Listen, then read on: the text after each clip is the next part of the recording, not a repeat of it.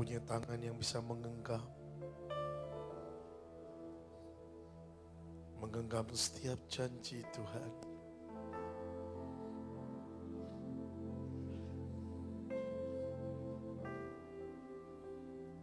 Genggam, percayalah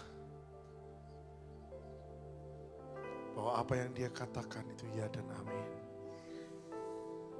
Jangan pernah goyah imanmu, jangan pernah goyah.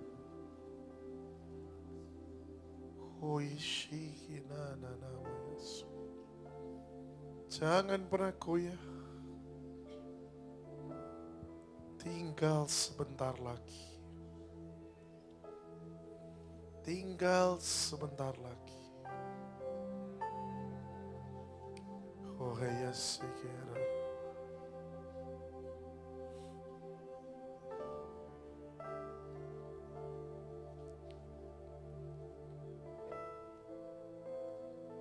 Jangan pernah meragukan setiap apa yang sudah dibagikan, diberikan dalam hidupmu. Jangan ragu, jangan goyah, jangan kau ragukan, jangan goyah imanmu.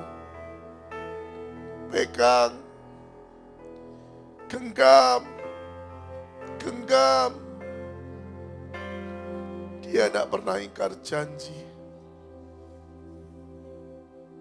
Mungkin setan ingin mencurinya atau mau mengambilnya dengan pakai apapun caranya. Jangan pernah goyah. Saat ini ngomong pada jiwamu, bahwa apa yang dijanjikan itu pasti terjadi. Apa yang dijanjikan itu pasti terjadi.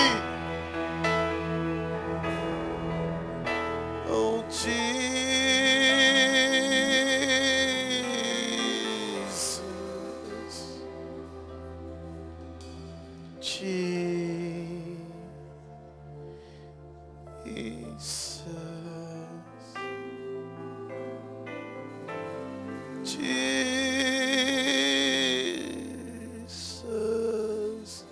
Jesus,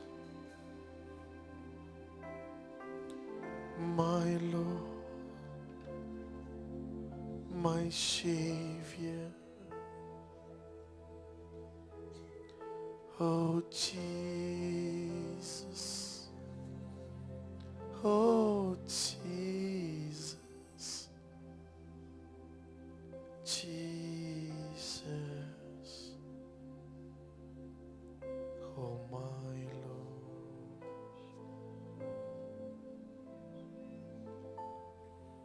Jesus, Jesus, Jesus, Jesus, Jesus.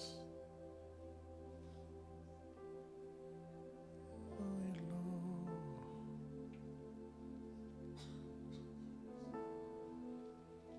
Makasih Tuhan. Kau baik Tuhan.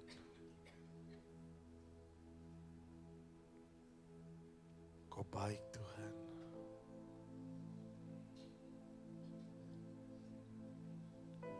Kau baik Tuhan. Kau baik Tuhan.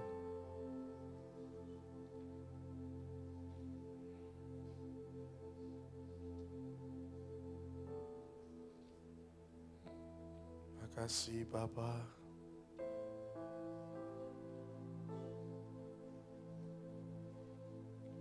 Mari siapkan hati kami semua Tuhan. Siapkan hati kami. Semua karena Engkau. Dalam nama Yesus. Setiap kuasa kegelapan yang mencuri firman untuk ingin mengganggu, dalam nama Yesus. Nyingkir dan permainan dimensimu kami hancurkan. Nyingkir dari tempat ini. Terima kasih Tuhan. Dalam nama Yesus kami berdoa. Amin.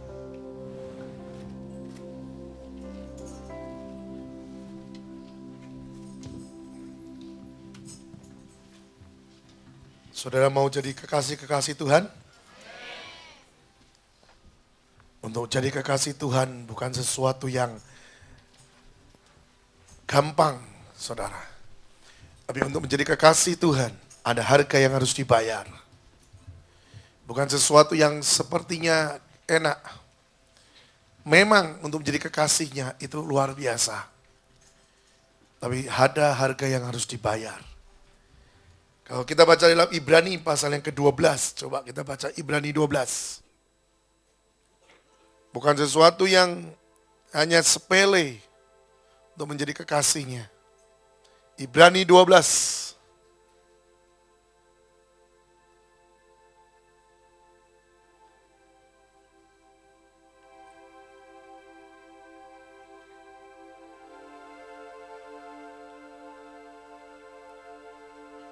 Dikatakan ayat yang kelima.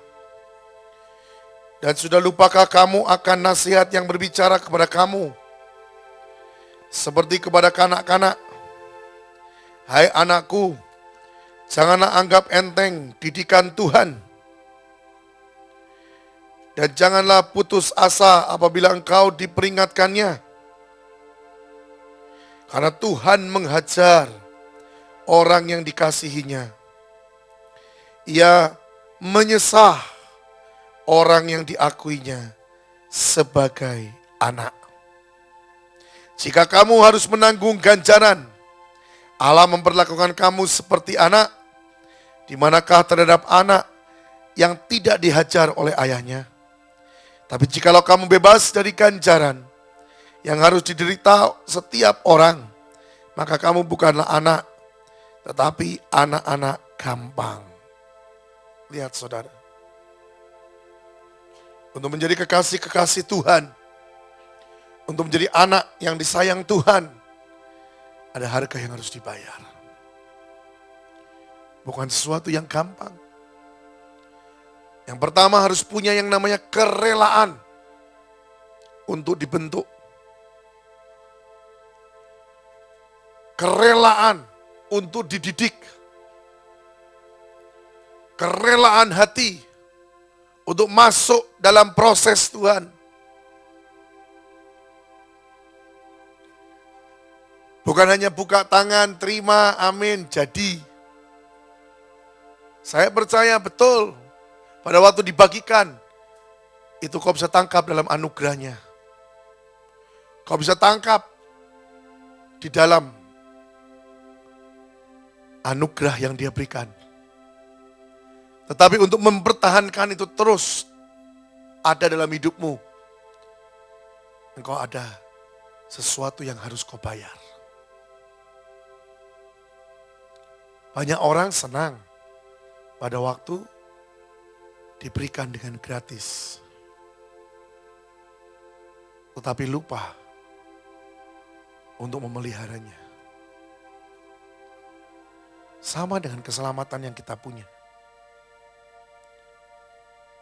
Keselamatan diberikan secara gratis. Tetapi untuk menjaga keselamatan itu tetap menjadi milikmu. Ada harga yang harus dibayar. Ingat itu saudaraku.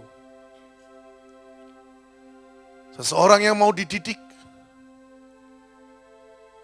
Ada seseorang yang sangat bijaksana. Pendidikan itu memang berat. Kadang-kadang pendidikan mengeluarkan air mata. Kadang-kadang pendidikan membuat sedikit mungkin trauma demi trauma dalam hidupmu. Tapi sebenarnya akhir daripada semuanya itu untuk kebaikan bagi kita sendiri. Dan Tuhan berkata, jangan hidup dari apa yang kau lihat dan kau rasa saat ini. Tapi mari hidup dalam suatu pengharapan. Sesuatu yang besar ada di depan kita.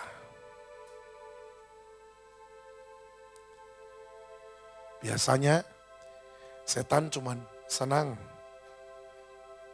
memberikan iming-iming kepada kita.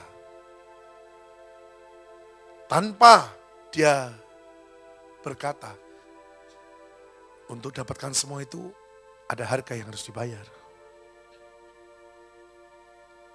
Tapi hari ini kita belajar, Yesus tidak seperti itu. Karena sesuatu yang diberikan dengan cepat, firman bilang, akan cepat juga hilangnya. Tapi sesuatu yang didapat dari satu jeripaya, sesuatu yang benar-benar ada harga yang harus dibayar dan kau bayar, itu akan mempunyai sesuatu kadar yang luar biasa. Tidak gampang lupa, tidak gampang hilang. Memang tidak enak didikan, tapi saya katakan itu baik sekali. Kalau kita lanjutkan kata-kata ini saudara ya. Ayat yang ke-12 langsung, atau ayat yang ke-11. Memang tiap-tiap ganjaran pada waktu ia berikan tidak mendatangkan sukacita, tetapi duka cita.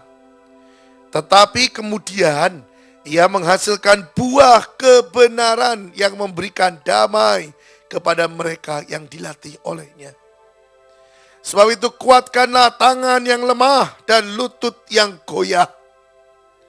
Dan luruskanlah jalan bagi kakimu. Sehingga yang pincang jangan terpelecok, tetapi menjadi sembuh. Berusahalah hidup damai dengan semua orang. Dan belajarlah kekudusan, kejarlah kekudusan. Sebab tanpa kekudusan tidak seorang pun akan melihat Tuhan. Jagalah supaya jangan ada seorang pun menjauhkan diri dari kasih karunia Allah, agar jangan tumbuh akar yang pahit yang menimbulkan kerusuhan dan yang mencemparkan banyak orang. Janganlah ada orang yang menjadi cabul atau mempunyai nafsu yang rendah seperti Esau, yang menjual hak kesulungannya untuk sepiring makanan. Sebab kamu tahu bahwa kemudian ketika ia hendak menerima berkat itu, ia ditolak. Sebab ia tidak beroleh kesempatan untuk memperbaiki kesalahannya. Sekalipun ia mencarinya dengan mencucurkan air mata. Lihat, ini adalah kairos. Kalau kairosnya sudah berlalu, mau sampai mencucurkan air mata pun, engkau tidak akan pernah dapatkan itu lagi. Karena waktu akan berjalan dan tidak pernah ke belakang. Tidak ada yang terulangi. Karena waktu akan berjalan terus ke depan. Makanya tadi yang kita sudah lakukan, kairos itu harus cepat ditangkap. Engkau tidak nangkep kairos, kau tidak nangkep kesempatan, maka itu akan berjalan dan kau akan kehilangan. Kenapa orang tidak nangkep kairos? Alasannya cuma satu, terlalu banyak pertimbangan. Terlalu banyak pertimbangan. Dari mana pertimbangan itu? Ya mungkin dari teori-teori yang dia punya. Mungkin dari pengalaman-pengalaman hidup. Yang akhirnya dibekukan atau dibakukan. Menjadi satu teori, menjadi satu benteng dalam hidupnya. Sehingga sesuatu yang baru selalu tidak diambil. Dia tidak berani mengambil yang baru. Dia selalu takut dengan sesuatu yang baru. Atau karena kebenaran-kebenaran sendiri.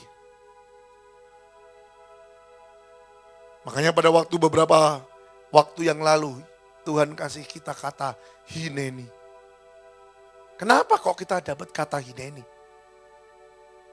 Sebenarnya hineni merupakan dasar dari segala sesuatu yang akan kita dapat dan kita akan punya. Kalau kita tidak dengan kerendahan hati, kalau kita tidak dengan hati hamba, kalau kita tidak dengan satu pengertian bahwa siapa dirimu, saya mau kasih tahu, segala sesuatu yang di atasnya, itu sia-sia semua. Memang menurut orang dunia, tidak sia-sia. Tapi kalau lihat ujungnya, neraka, engkau akan tahu, semua sia-sia. Setiap manusia, itu selalu disodorkan dua jalan. Satu jalan hukum, satu jalan kasih karunia. Ini bukan untuk satu orang. Tadi siang saya bertemu dengan seseorang. Yang saya lihat sebenarnya kerohaniannya lumayan. Dia tahu firman. Dan dia umur, ya beda dengan saya kira-kira 15 tahunan. Sampai 20 tahunan lah. Dan dia bilang, apakah dua jalan itu hanya untuk hamba Tuhan? Apakah dua jalan itu hanya untuk anak Tuhan? Saya bilang sama dia, dua jalan yang dihadapkan itu untuk setiap manusia. Bukan hanya untuk anak Yesus, tapi juga untuk seluruh semua umat manusia. Manusia diberikan free will.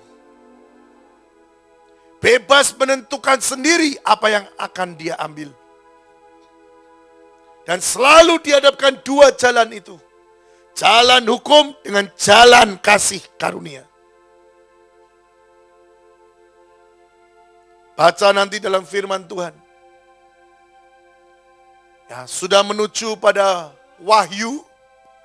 Mulai dibagikan tentang kasih karunia, kasih karunia, kasih karunia. Kenapa? Karena penulis pengen membuktikan.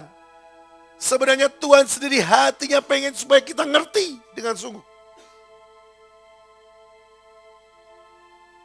Bahwa memang kalau engkau tuntun atau engkau menuntut Tuhan, engkau akan menyesal. Karena Tuhan bilang, aku gak bisa memaksa. Karena manusia itu free will. Pelajaran ini pelajaran yang dalam, saudara.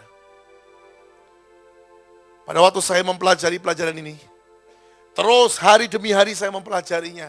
Dan saya tanya sama Roh Kudus, saya pelajari, ujungnya cuma satu. Neraka atau surga. Saya tidak mau ngomong banyak. Sejak saya tahu pelajaran ini, saya siarkan sama ayah saya. Saya siarkan pada 6 hamba Tuhan. Dan mereka semua berkata, memang benar. Makanya Tuhan kasih lagu. Sesuatu lagu yang berkata bahwa tolong karena aku ada di lembah penentuan. Itu betul.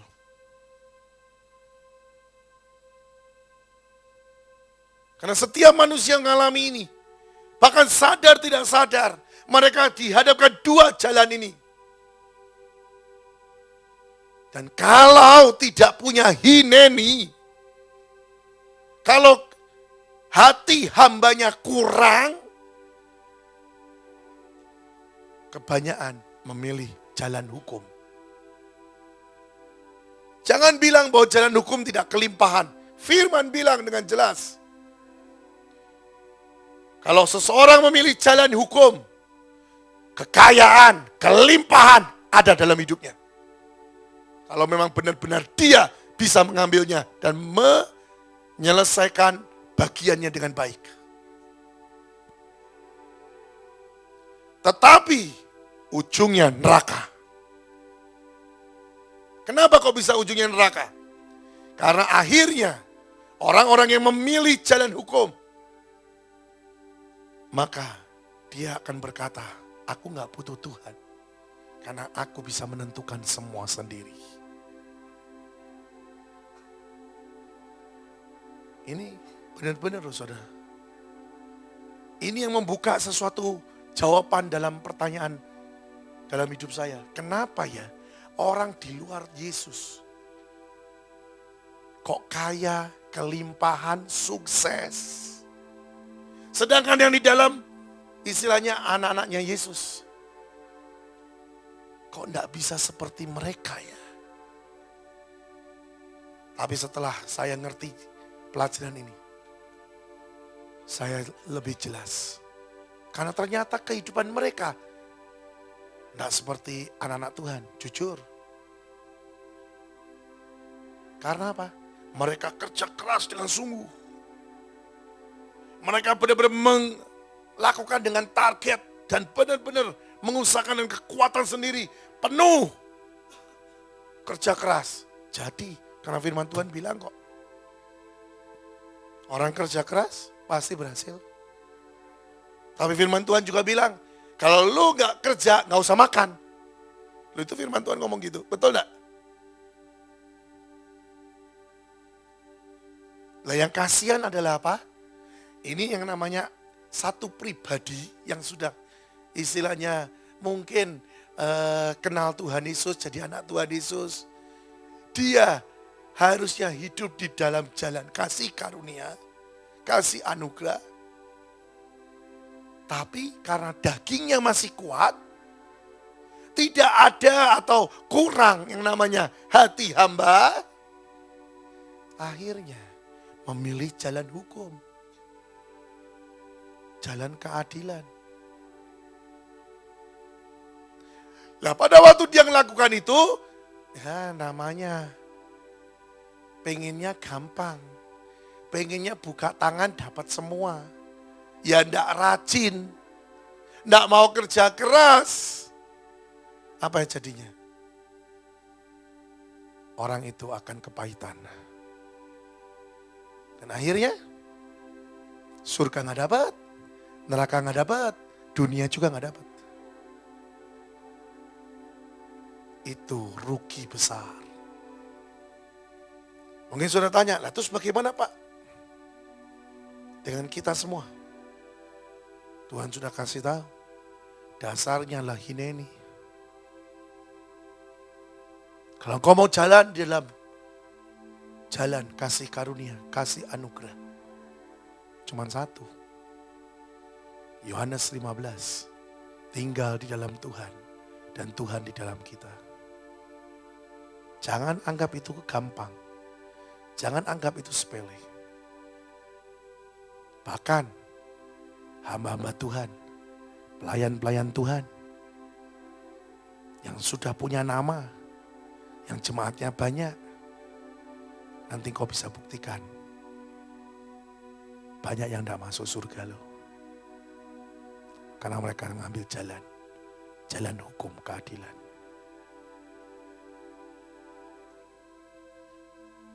Hati-hati loh saudara. Ini pelajaran-pelajaran dalam sekali. Ini pelajaran nanti urutannya adalah Matius 7. Mereka berkata, aku sudah bernubuat. Aku sudah mengusir setan. Aku banyak mengadakan mujizat. Berarti mereka banyak melakukan segala sesuatu yang spektakuler. Yang membuat orang wow. Tapi Yesus bilang, aku tidak kenal kamu. Enyalah daripadaku. Kalian pembuat kejahatan. Dalam bahasa yang lain dikatakan, mereka melakukan semua itu bukan Tuhan yang suruh. Di luar dari kehendak Tuhan. Berarti melakukannya karena apa? Karena mereka punya satu sistem. Ya ini memang pelayananku. Ini memang istilahnya aku suka, jadi aku melayani Tuhan dengan caraku. Mungkin karena sungkan, mungkin karena uang, mungkin karena mereka melakukan pelayanan sudah punya satu impian di balik daripada pelayanan itu. Hati-hati, manusia bisa kau tipu, Tuhan tidak bisa ditipu. Tuhan tahu hati yang terdalam. Engkau lakukan semua itu dengan passion yang di mata Tuhan. Passion yang sesuai di hati Tuhan. Atau engkau lakukan itu karena kau suka. Kita sudah belajar. Passion yang Tuhan inginkan sebenarnya adalah apa? Kita lakukan cuma satu. Karena Tuhan disukakan. Wes, itu toh. Seperti Yesus. Yesus turun ke dunia. Sebenarnya pada waktu Yesus di Taman Getsemani, Yesus juga ngerti apa yang akan dia alami. Penderitaan apa saja yang akan dia alami. Makanya hampir dia gak kuat. Tapi akhirnya dia lakukan semua. Itu passion. Bahkan berani berkata apapun harga dan berapapun harga yang harus kubayar. Aku akan bayar demi Tuhan disukakan. Aku akan jaga. Aku akan lakukan itu semua. Itu passion. Dan yang tahu pribadi dengan Tuhan. Hamba Tuhan, pendeta, siapapun bisa ditipu. Loh benar saudara. Dengan kau melayani Tuhan, rasanya pada waktu kau melayani hadirat Tuhan datang, semua orang-orang yang hadir merasa dipuaskan, merasa dibawa ke hadapan Tuhan. Mereka semua akan berkata, wow, ini orang pasti menyukakan hati Tuhan. Saya mau kasih tahu, dengan saya tahu pelajaran itu, saya bilang, belum tentu. Mengerikan saudara. Ada satu hamba Tuhan, ya, yang saya tidak mau sebut namanya. Saya katakan kalau dia khotbah, topnya luar biasa. Dia punya karunia yang luar biasa untuk berbicara. Tapi mengerikan. Bahkan semua orang mengagumi dia. Bahkan sudah beberapa orang atau mungkin jemaatnya mendewakan dia. Sekarang dia ada di alam maut. Saya tidak bohong. Yang namanya di alam maut ya saudara. Jangan pernah bermimpi untuk masuk surga. Kalau orang di alam maut tidak akan pernah masuk surga. Ya tidak saudara. Jangan terbuai dengan sesuatu yang dunia. Karena yang dunia ini sementara. Punya hati yang mau dididik. Punya hati yang mau masuk dalam proses Tuhan. Benar, saya katakan. Memang tidak enak. Tapi itu baik. Paulus berkata apa? Tuhan taruh duri dalam dagingnya. Sampai dia mati. Dan saya punya duri itu dalam hidup saya. Saya setiap kali berkata, Tuhan kenapa? Tapi setiap kali Tuhan bilang gini, enak, lebih bagus aku kasih itu. Tapi engkau terus fokus. Daripada engkau tidak punya itu, aku cabut. Dan engkau hilang, tidak fokus. Saya sampai bilang, Tuhan, ini sampai saya mati tah. Tuhan bilang, itu tidak usah dipikirkan, tidak usah dibayangkan. Sudah saja jalani bagianmu. Selesaikan tugas dan bagianmu. Kesusahan sehari cukup untuk sehari. Nggak usah mikir yang di depan yang panjang-panjang.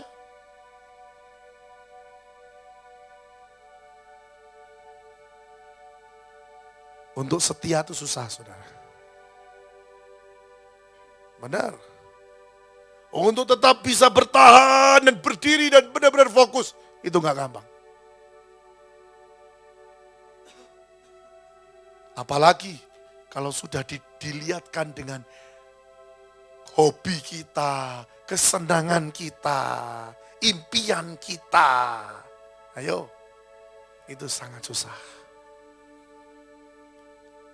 Tapi kalau engkau punya hati seorang hamba, Hineni, itu menolong banyak. Saya jujur, saya alami itu semua. Yang menolong banyak itu pelajaran Hineni. Benar, saudara? Itu menolong banyak sekali. Yang seringkali saya sendiri nggak sadar. Kenapa kok saya bisa ya memenangkan? Seringkali saya tidak sadar kenapa saya bisa memilih. Yang seperti dalam pandangan mata, waduh nggak enak. Tapi kenapa kok bisa ya? Ternyata dari pelajaran atau dari mulai mendoktrin diri, mulai belajar dan kekuatan dan kemampuan daripada Roh Kudus. Perkara Hineni itu ternyata membuahkan sesuatu yang luar biasa. Benar, saudara. Makanya saya katakan, dasarnya itu Hineni. Seberapa kau bisa Hineni dengan sungguh, sebesar dan setingkat itu pun kau akan naik. Hineni yang paling dalam atau paling hancur adalah budak. Dan saya katakan, ya maaf, kita belum ada di situ. Kenapa? Jujur, kita ini masih banyak kesombongan. Apalagi harga dirinya, aduh. Harga diri kita ini masih tebal-tebal. Harus terus dikikis, saudara. Ya, apa suruh ngelakuin apa, malu, nah, ya kan? Terus masih menyimpan dosa-dosa yang tersembunyi. Sepertinya yang lain tidak tahu. Ya maaf, seringkali saya pengen ketawa, saudara. Kenapa? Karena saudara nih ya, misalnya ada satu orang menyembunyikan kesalahannya, dirapi-rapikan. Terus yang lain tuh sepertinya dalam tanda kutip nggak tahu, saudara. Tapi sebenarnya bukan nggak tahu, tapi begini, saudara. Sebenarnya pura-pura nggak tahu, tapi harusnya tahu kabeh. Cuman si pelaku ini merasa bangga dan bahagia sekali karena dosanya tidak ketahuan. Tapi saya pengen ketawanya kenapa? Karena saya dilihatkan Tuhan. Kadang-kadang Tuhan tuh kasih tahu saya. Pastoral ini, dia punya dosa ini. Pastoral ini, dia punya dosa ini. Anak ini, penari, punya dosa ini. Jemaat ini, si ini punya dosa ini. Tuhan tuh ajari saya kadang-kadang malam hari. Tuhan buka. Apalagi kalau dia lagi suruh saya begini. Duduk diam ya. Di bangku, ya duduk. Ngapain Tuhan? Konsentrasi, ya. Terus mulai Tuhan bilang gini. Aku mau buka semua anak-anakmu. Waduh, itu saudara. Langsung kalian semua terbuka semua. Oh ternyata si ini tuh begini ya. Internet segini ya. Semua tahu. Cuman saya begini aja. Karena buat apa saya tembak kalian? Kalau belum waktunya nanti malah sakit hati ya aku. Ya jujur. Tapi kalau hari ini semua tak buka. Jujur saudara. Dan saya tahu. Karena itu firman Tuhan bilang.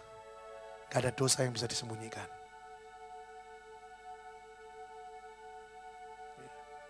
Dan saya katakan, kenapa Tuhan kau kasih tahu? Tuhan bilang, lah ya itu. Kenapa? Aku kasih tahu, engkau punya hati enggak sebagai benar-benar seorang imam yang terus mengadakan pendamaian untuk mereka. Dan saya katakan jujur ya, kalau saudara dan saya tidak di bawah kasih karunia, ampuni, kita habis semua. Benar, saudara.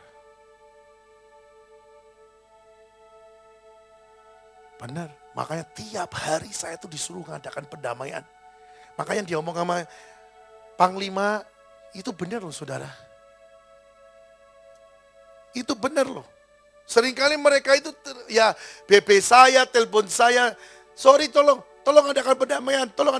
Itu benar saudara, itu jangan dipikir omongan Panglima itu cuma ngomong tok di mimbar.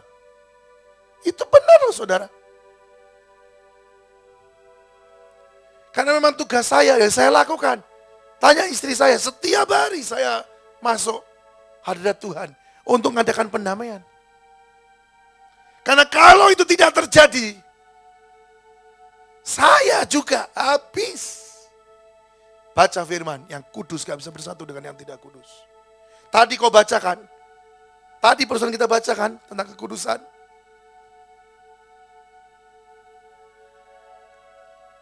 Jadi hari ini kita harusnya sadar. Jangan terlalu sombong dan jangan terlalu merasa sok sudah benar di hadapan Tuhan. Karena sebenarnya kita tidak ada yang benar. Kita orang-orang dibenarkan. Pilih jalan kasih karunia. Di mana kau berkata memang Tuhan aku ini bobrok. Aku ini gak bisa. Tapi hanya karena anugerah-Mu Tuhan. Dan biarlah kehendak-Mu yang jadi, bukan kehendak-Ku yang jadi. Ada dasar untuk benar-benar merendahkan diri. Ada dasar untuk sungguh-sungguh hati seorang hamba. Nanti kau lihat. Tuntutan setan apapun, hadapannya bukan dirimu. Tapi berhadapan dengan Tuhan yang ada di dalam kau. Karena kita di dalam Tuhan, Tuhan ada di dalam kita. Tapi kalau Tuhan tidak di dalam kita, apalagi kita tidak di dalam Tuhan juga, ya repot saudara. Setan menuntut, habis. Setan menuntut, habis. Makanya saya bilang, saya sendiri, saya ngerti ya saudara. Saya kan berkata, orang sakit 99,9999% dosa. Boleh tunjukkan pada saya, siapa orang sakit yang tidak berdosa? Di firman Tuhan berkatakan, semua yang sakit itu dosa. Ngerti tidak? Karena kalau orang itu tidak berdosa, tidak buka lubang, tidak akan mungkin sakit. Saya mau katakan jujur, saya bisa berdiri di tempat ini. Saya masih bisa khotbah. Ini miracle, ini mujizat. Secara hukum dunia, mungkin saya sudah mati. Benar, saudara. Setiap dokter yang ketemu dengan saya, selalu tanya dengan saya. Kalau yang sudah dekat selalu tanya, kamu tuh gak ada sakit ini, Ta. Kamu gak ada sakit ini, kenapa sih? Saya tanya, kenapa sih kamu kok ngomong dan tanya perkara saya punya ini dan punya itu? Mereka ngomong gini, karena tanda-tandanya membuktikan. Saya bilang, saya tahu hidup karena anugerah.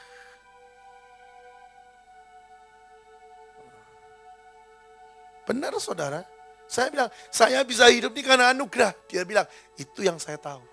Karena kalau secara teori, engkau sudah mati. Tapi engkau masih hidup dan sehat dan luar biasa. Semua karena Tuhan. Memang betul saya bilang. Dan saya ngerti akan hal itu. Makanya saya tidak pernah berbangga dengan apapun. Saya bilang, semua karena Tuhan. Semua karena Tuhan. Bahkan badan segini, umur segini bisa naik di udelnya Australia. Itu luar biasa.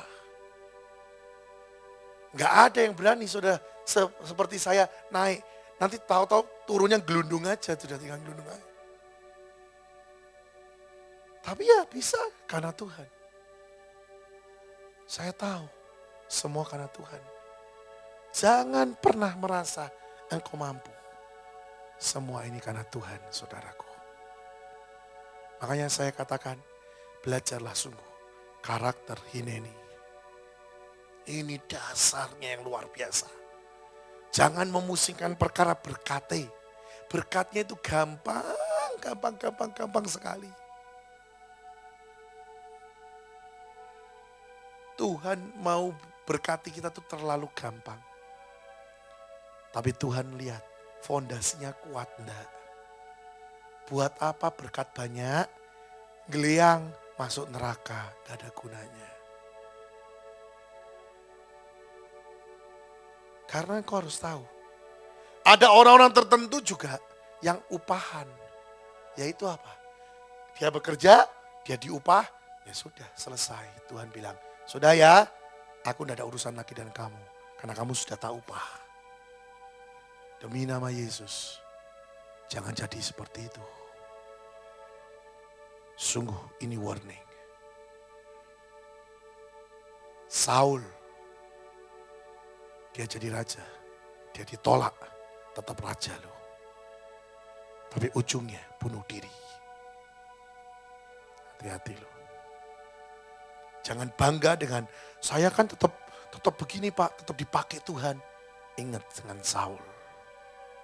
Sampai akhir hidupnya tetap raja. Tapi neraka bagiannya.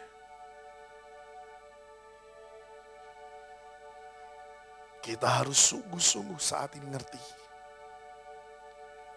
Kalau 6 bulan ini saudara Tuhan berikan.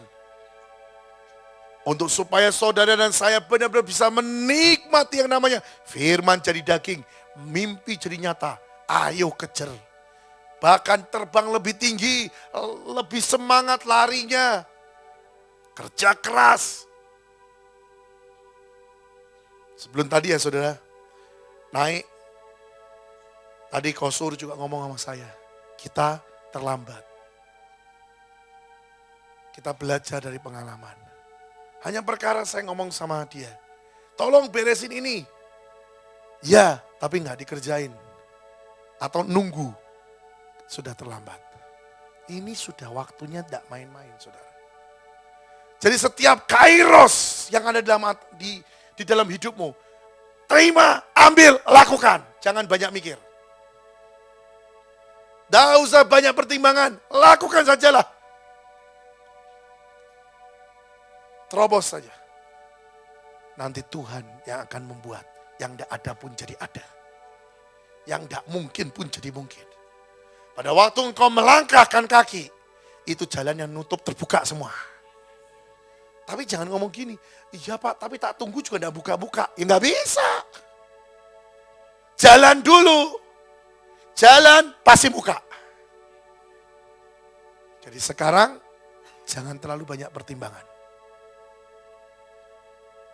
Saya tidak pernah nyuruh. Pembantu saya, memang saya tidak punya pembantu ya. Dulu saya punya pembantu. Saya tidak pernah nyuruh pembantu saya untuk nyetir mobil. Saya tidak pernah berkata gini, Pak ini kunci mobil, keluarin mobil saya Mbak ya. Tidak pernah, saudara. Kenapa? Karena saya tahu dia tidak bisa nyupir. Ngerti tidak saudara? Tuhan pun begitu dengan saudara dan saya. Kalau dia tahu kau dan aku tidak bisa, tidak mungkin kita disuruh. Tapi kalau ada perintah, ada suruhan dari Tuhan, lakukan saja. Dia pasti ukur kita sudah dan pasti bisa lakukan. Bukankah firman Tuhan bilang, Roh Kudus itu memberitahu sesuatu yang di depan. Amin. Simpel toh. Engkau disuruh apa? Lakuin. Beres. Engkau disuruh apa? Lakuin. Beres. Jujur saudara, kita ini ketinggalan banyak saudara. Sebenarnya kalau saudara tahu, semuanya itu keluar dari bait Allah. Ya, saya mau buka kartu. Ya. Sebenarnya semuanya itu dari bait Allah. Dari kita barusan, dari sini terus gitu. Ayo jujur, pasukan Raja Wali. Siapa yang pertama kali dapat kata-kata itu? Kapan itu muncul kata-kata itu? Yang saudara ikut yang ke-7 jemaat, saudara pasti tahu. Itu muncul pada waktu kita pergi ke-7 jemaat. Dalam satu barisan, kita dikenal, ini barisan angkatan udara pasukan Raja Wali.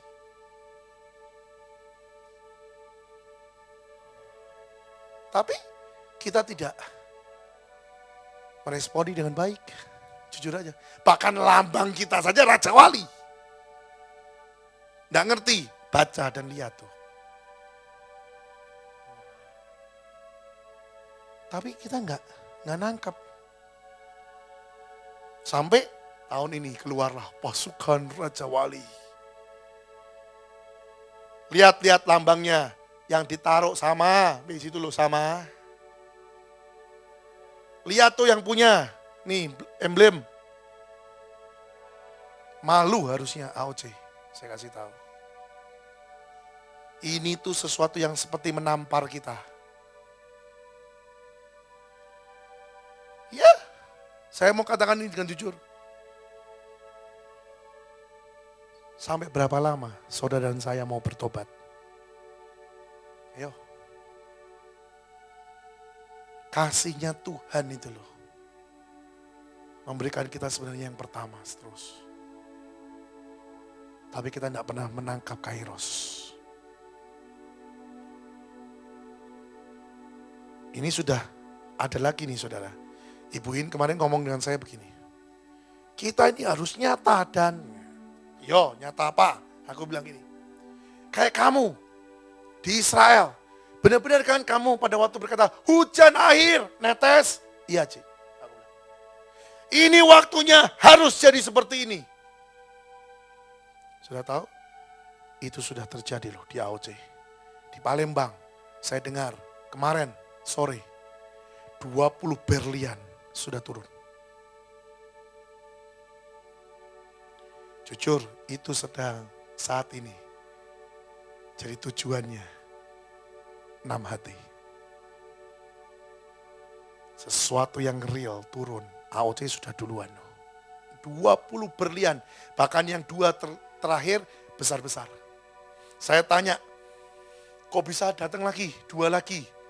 Dia bilang gini, hanya karena taat. Taat apa? Saya seperti ditempeleng lagi saudara. Jujur. Sudah mau taat apa katanya? Taat pada waktu kemarin doa pagi. Saya ini tanpa sadar ngomong gini. Ingat ya yang ikut doa pagi. Ini waktunya nari semua. Betul? Mereka meresponi. Yes! Sudah tahu apa yang terjadi? Itu Pastor Robert dengan istri nari. Itu yang tangan kanannya langsung nari. Suami istri nari. Yang tidak pernah bisa nari, dipaksakan nari. Detik mereka nari. Tuhan ngomong, lihat sebelah kananmu. Pas lihat, berlian turun. Kamu tahu? Itu yang namanya nangkep kairos. Suara keluar di sini. Ditangkap di Palembang. Dapat. Nangkep kairos.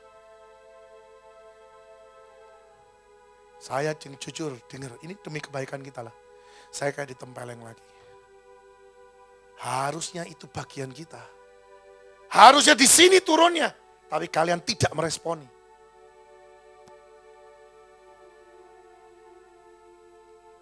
Ini sungguh saya katakan.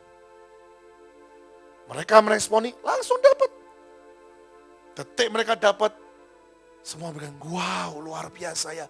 Bapak tadi baru ngomong ya kita taat jadi. Dan Tuhan bilang, nanti jam 9 ada lagi satu lagi tak turunin. Betul turun lagi. Gede saudara berlian nih. Ayo jujur. Ini satu pengalaman, satu pelajaran. Ini sudah bukan waktunya main-main. 6 bulan di depan. Saudara mau pakai buat apa? Ya. 6 bulan di depan. Saudara mau isi dengan apa? Terserah. Saya berkata pada Tuhan, paksakan Tuhan. Mau seperti apa, paksakan. Benar. Karena enggak bisa. Yang masih setengah-setengah, yang masih senang dengan daging, yang masih senang dengan dan ngelihat sedikit, lemah. Sedikit, enggak kuat. Kesetiaannya kurang, bangkit. Ambil poin demi poin. Justru yang kau rasa kau tidak mampu. Demi supaya Yesus disukakan. Paksakan dirimu. Di situ poin akan kau dapatkan dengan besar. Benar, saudara. Hari-hari ini saya cuma mulai merenungkan. Coba Amsal 30. Saya mulai merenungkan satu ayat. Dan saya pikir ini ayat harus saudara renungkan di rumah. Coba diteliti dan coba dipikirkan kenapa ayat ini muncul. Ya, karena saya pikir ini ayat ini luar biasa. Amsal 30. Kalau bisa saudara ngerti dan saudara bisa lakukan, ini dahsyat. Ini akan membuat breakthrough. Ayat 18. Ada 3 hal yang mengherankan aku. Bahkan ada 4 hal yang tidak ku mengerti. Tapi yang mengherankan itu 3. Ya. 1. Jalan Raja Wali di udara. 2. Jalan ular di atas cadas. 3. Jalan kapal di tengah-tengah laut. Nah yang keempat ini cuman tidak dimengerti. Dan jalan seorang laki-laki dengan seorang gadis. Tapi 3 hal yang awal. Renungkan sungguh-sungguh. Itu akan membuat breakthrough dalam hidup. Kenapa sampai pengkhotbah berkata seperti ini? Kenapa orang yang sangat berhikmat? Kenapa bisa berkata seperti ini? 3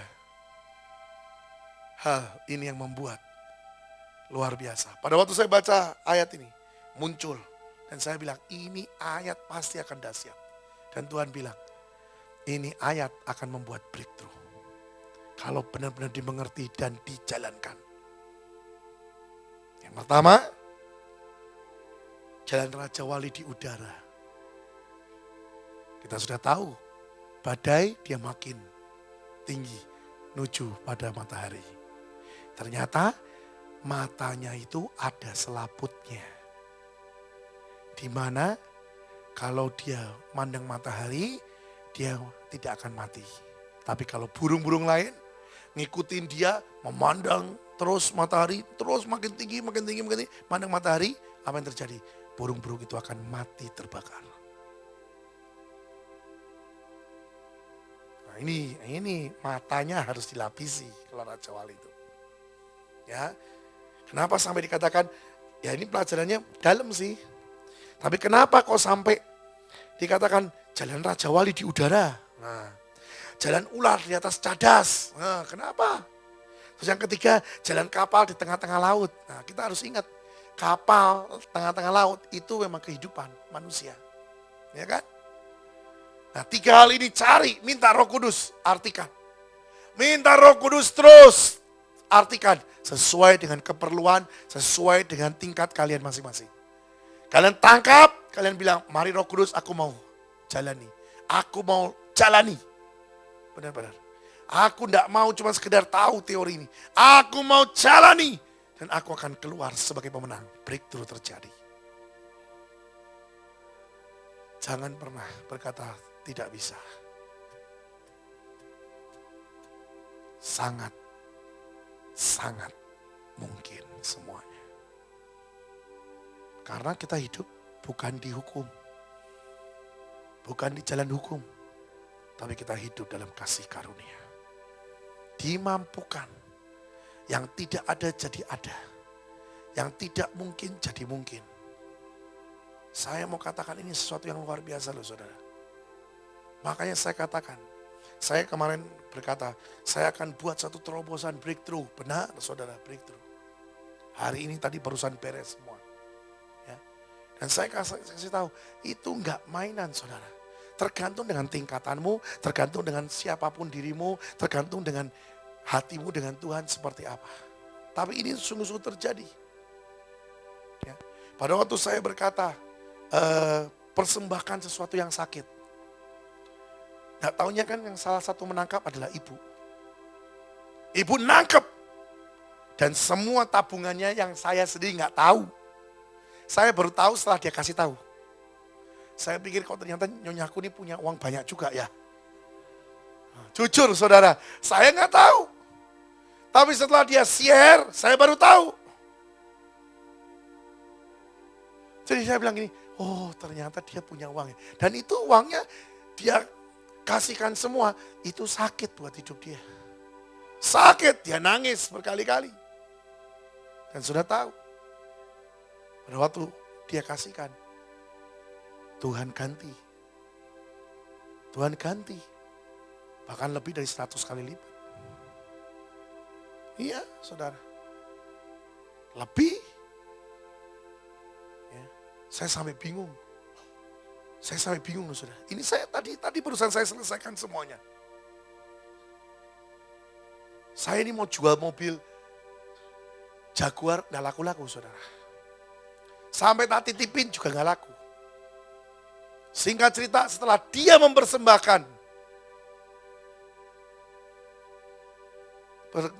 korban yang sakit, laku. Bahkan sudah tahu, mobil yang Tuhan ganti untuk dia, itu mobil yang sungguh-sungguh disiapkan oleh Tuhan. Di Bandung cuma satu loh mobil itu. Cuma satu. Dan yang jual juga bingung. Dia bilang gini, aneh ya. Bannya saudara, bannya itu sama pemilik yang pertama diganti dengan ban yang keluaran Audi terbaru. Dia bilang, bannya aja saya barusan beli Pak. Dan kalau kalian lihat bannya memang beda dengan ban Audi yang biasa. Nah, karena ini kelas Audi yang satu level dengan Mercedes. Dia bilang, ini bannya diganti dan semuanya masih orisinil, semuanya tidak dirubah. Dan ini memang luar biasa. Sudah tahu, yang punya saja masih di Singapura pada waktu itu. Tapi aneh, mobilnya dijual. Sekarang yang punyanya beli mobil yang lebih dahsyat lagi, saudara. Ya Audi lagi, saudara. Cuma ada satu lagi di Bandung. Karena memang hobinya itu. Tapi dia bilang aneh loh, ini mobil gak tahu kenapa. Dia gak punya pikiran dan firasat untuk jual. Dia bagusin, sudah selesai bagus. Tahu-tahu dia ngomong gini, aku pengen ganti, lah jual aja lah. Saya mau tahu, Tuhan memberikan yang terbaik bagi anak-anaknya. Amin. Luar biasa saudara, makanya saya katakan. Nah, siapa yang menangkap dengan cepat, Kairos, tidak akan pernah main-main Tuhan. Hari ini tadi barusan saya selesaikan semua. Dan dia bilang, memang luar biasa semua. Benar saudara. Saya sendiri gak pernah punya pikiran bahwa saya bakal ada mobil seperti itu. Enggak punya pikiran saudara. Gak taunya memang bagus itu mobil. Ya, saya sampai gini, Tuhan memberikan yang terbaik. Aneh, tapi itu terjadi. Tidak ada yang tidak mungkin. Amin. Ini waktu firman jadi nyata. Mimpi jadi nyata. Asal kau bisa tangkap dengan cepat Kairos Tuhan. Dan siapkan dirimu. Motivasikan dirimu. Motivasikan dirimu. untuk berkata, aku harus fokus, kerja keras. Mari lakukan semua dengan passion. Lakukan semua dengan menyukakan hati Tuhan. Kalau kau bisa seperti itu, jadi janjinya itu luar biasa. Amin. Amin. Kita berdoa.